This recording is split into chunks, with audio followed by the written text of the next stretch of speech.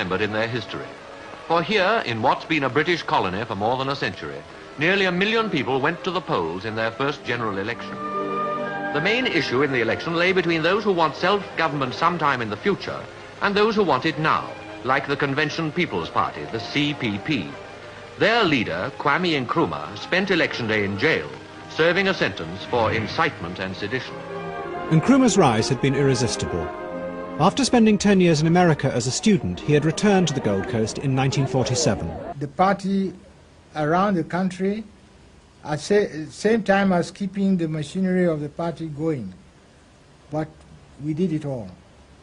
And to help us do it, one of the tools I used was to have a full life-size photograph of Nkrumah made into 3 parts so that it makes a decent small parcel.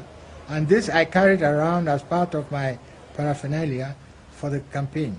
Nkrumah's body is in jail, but his spirit is going on. Now, how can we not vote for such a man? The mass action brought results.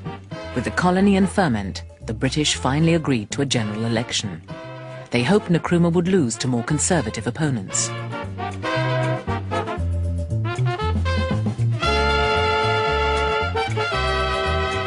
In 1951, the Gold Coast voted for the first time ever for their own local assembly. There were few white voters. Because of the climate, few Europeans stayed for long or settled in the country. Nkrumah's party won a landslide victory. Reluctantly, the governor had to release him from jail. At Accra, a huge crowd cheers as Kwame Nkrumah leaves James Fort Prison, freed by the governor as an act of grace, on the eve of the inauguration. In 1953, Nkrumah's opponents forced a debate in Parliament. In a series of speeches, the opposition MPs warned that Nkrumah was in danger of enslaving the country to powerful interests far beyond his control.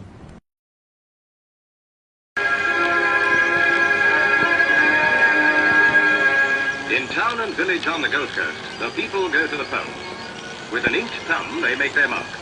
104 members of Parliament are to be elected, and all will be Africans.